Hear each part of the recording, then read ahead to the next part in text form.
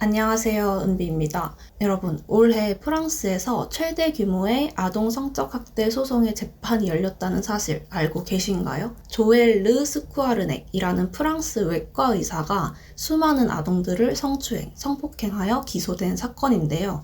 오늘은 이 사건에 대해서 정리해서 말씀을 드려보도록 하겠습니다. 바로 시작해볼게요. 2017년 프랑스 존작이라는 시에 한 가족이 살고 있었는데요. 부부에게는 6살 되는 딸이 있었어요. 딸이 뒷마당에서 자주 놀고는 했는데 하루는 부모에게 이런 말을 합니다. 백발의 머리를 가진 이웃 남자가 뒷마당에서 자신의 바지를 벗어 그곳을 보여주고 자기를 만졌다는 거예요. 그 말을 들은 부모가 당장 경찰에 신고를 하고 일주일간의 조사 끝에 이웃에 살던 조엘 르 스쿠아르넥이 체포가 됩니다. 이제부터 조엘이라고 부를게요. 경찰은 단순 성추행 한 건으로 이 사람을 체포해서 조사를 시작했는데 파면 팔수록 뭐가 계속 나오는 거예요. 그래서 이 수사는 무려 7년간 계속되게 됩니다. 일단 조엘에게는 관련된 전과가 있었어요. 조엘은 1950년 12월 프랑스 파리에서 태어납니다. 낭트 대학교에 입학해서 의학을 배우는데요. 그러던 중에 1974년 마리를 만나서 83년에 결혼도 하고 자녀도 3명을 낳습니다. 근데 조엘네 집안에서도 성적 학대가 존재했었나 봐요. 조엘의 아들이 나중에 법정에서 진술하길 할아버지한테 5살에서 10살 사이에 반복해서 강간당했었다고 합니다. 또 할아버지가 아버지를, 그러니까 조엘의 아빠가 조엘을 어렸을 때 건드렸을 거라고 강하게 의심하고 있다고 진술을 했습니다. 암튼 조엘은 외과 의사가 되어서 병원에서 일을 시작하는데요. 2004년에 공공병원에서 일을 하게 되면서 로리앙이라는 도시에 살게 됩니다. 남들이 보기에는 인정받는 그런 의사였겠죠. 그런데 2004년에 FBI가 아동 포르노 사이트를 조사하면서 고객 리스트에 있는 사람들도 조사하게 되는데 그 리스트에 조엘 르 스쿠아르넥 이름이 있었던 거예요. 그리고 조엘의 은행 계좌가 러시아 그 포르노 사이트 입장에 쓰인 것도 확인이 되었어요. 그래서 FBI가 프랑스 경찰에게 이 사실을 알렸고 프랑스 경찰이 조엘을 조사하게 됩니다. 이 과정에서 프랑스 경찰이 집을 수색하게 되는데요. 그때는 아무런 증거를 찾지는 못했어요. 그래도 조엘이 그 사이트에 접속한 것을 인정하면서 2005년 11월 아동 포르노를 시청, 소지한 혐의로 유죄를 받습니다. 그런데 실형을 살지는 않고 집행유예를 선고받았어요. 근데 이 범죄 때문에 면허가 취소되거나 병원에서 일을 못하게 된다거나 이런 제재가 가해지지 않았나 봐요. 조엘은 또 다른 공립병원으로 이직을 해서 진료를 하다가 2008년도에는 존작병원으로 다시 이직을 해서 2017년 은퇴할 때까지 진료를 봅니다. 다시 아까 그 이웃집 소녀의 신고가 있었던 시점으로 돌아가 볼게요. 경찰이 조엘을 체포를 하고 이런 조엘의 이력들을 다 확인을 했을 거잖아요. 그래서 다른 범죄가 있나 더 조사를 해보는데 이 사건뿐만 아니라 1993년에 4살짜리 환자를 강간한 것으로 추정되는 증거와 1989년과 1999년에 본인의 4살짜리 조카 2명을 성적으로 학대한 것으로 추정되는 증거가 나온 거예요. 그래서 2020년에 4명의 미성년자를 성폭행한 혐의로 세인츠 법원에서 15년 징역형을 선고받았습니다. 그래서 드디어 조엘이 감옥에 가게 됩니다. 근데 이게 끝이 아니에요. 조엘이 감옥에 가 있는 동안 경찰이 추가로 조사를 더 하거든요. 조엘의 집을 더 꼼꼼하게 수색을 해보는데 일기장이 엄청 많이 있는 거예요.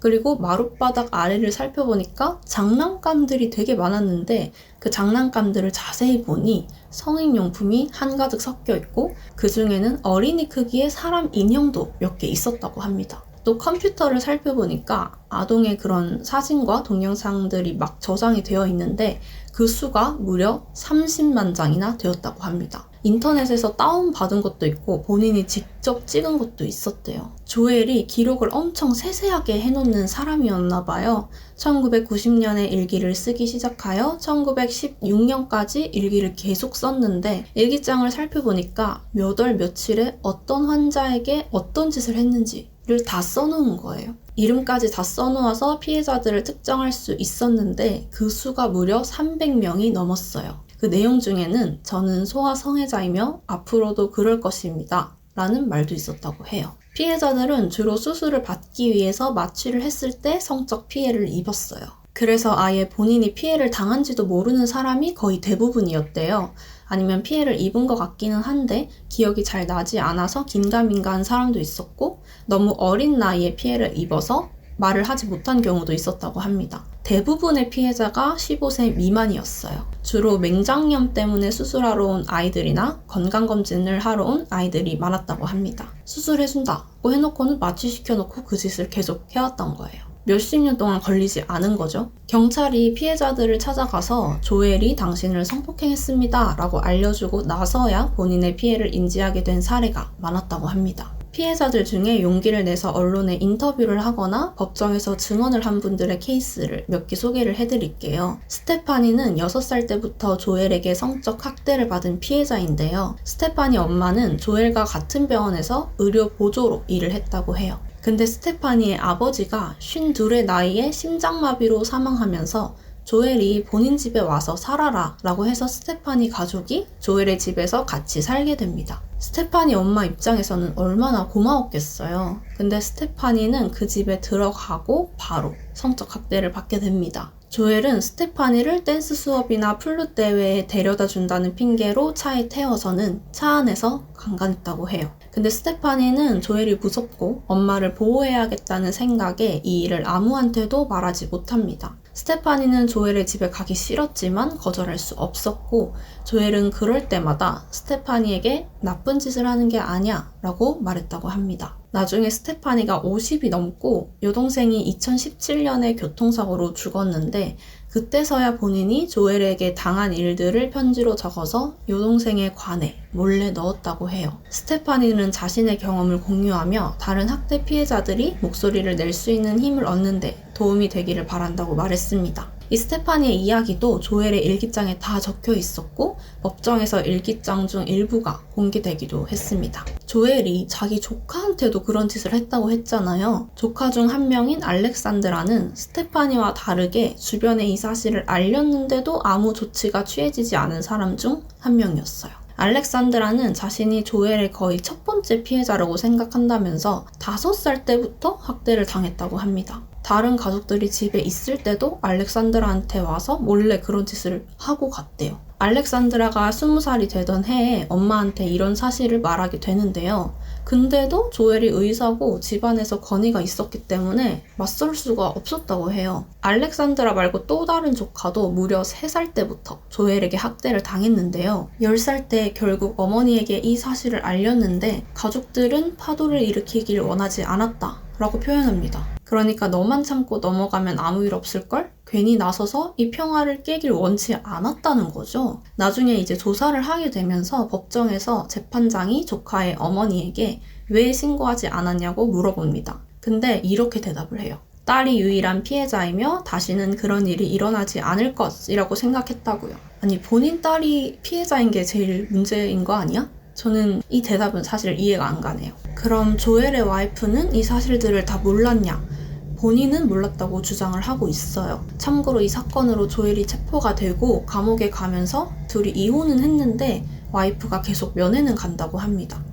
근데 알렉산드라가 엄마한테 학대 사실을 알렸을 때 조엘 와이프에게 말을 했었거든요. 그러니까 모를 리가 없는 거잖아요. 알렉산드라가 법정에서 그렇게 증언을 했는데 조엘 와이프가 알렉산드라를 오히려 교활하다고 하면서 본인은 남편이 체포될 때까지 학대 사실을 몰랐다고 주장을 합니다. 경찰이 발견한 조엘의 일기장에 1996년에 보면 그녀가 내가 소아성애자라는 사실을 알게 되었다 라고 적혀 있어요. 경찰들은 그녀가 바로 조엘의 와이프를 지칭하는 거라는 거죠. 이건 뭐 또 차차 경찰이 더 조사를 하면서 밝혀질 부분이 아닐까 싶습니다. 프랑스 국민들은 의료 당국에도 비난을 보내고 있는데요. 그야 당연하죠. 아동과 관련된 성범죄 전과가 있는 사람이 버젓이 아동을 상대로 진료를 하고 있었으니까요. 2004년도에 아동 포르노 소지 혐의로 유죄 판결을 받았을 때도 병원에 알리거나 하는 조치를 취하지 않았어요. 게다가 2006년에 조엘의 병원 동료가 신문에서 조엘이 이런 범죄를 저질러서 유죄를 받았다는 걸 읽고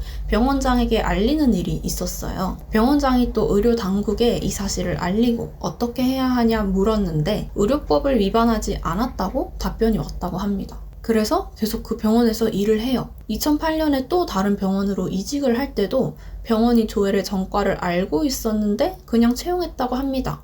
알면서도 그냥 일하게 한 거죠. 조엘은 재판에서 대부분의 혐의를 인정합니다. 법정에서 또 자기 범죄를 추가로 말을 하기도 했어요. 그 중에 하나가 자기 손녀한테도 그런 짓을 했다고 갑자기 자백을 하는 일이 있었습니다. 그래서 아들 부부가 충격을 받아서 병원에 가면서 재판이 중단되는 소동도 있었다고요. 그러니까 정말 주변에 있는 모든 아동들에게 그런 짓을 한 거예요. 조엘의 재판은 지금도 진행 중인데요. 피해자가 너무 많아서 그들을 수용하기 위해 법원 근처의 대학 강의실을 빌려서 거기서 재판을 진행하기도 했어요. 조엘이 혐의를 인정하고 있기 때문에 그의 남은 생은 감옥에서 보내게 되지 않을까 싶네요. 오늘은 프랑스에서 일어난 최대 규모의 아동 성적 학대 사건에 대해 말씀드렸는데요. 사실 더 역겨운 내용도 있었는데 제 입으로 말하기 싫어서 뺀 것들도 좀 있거든요. 꼭 피해자들에게 진심으로 사죄하는 마음을 갖고 감옥에서 벌을 받길 바랍니다. 오늘 영상은 여기서 마치겠습니다. 끝까지 시청해주셔서 감사하고요. 좋아요, 구독도 눌러주시면 감사하겠습니다.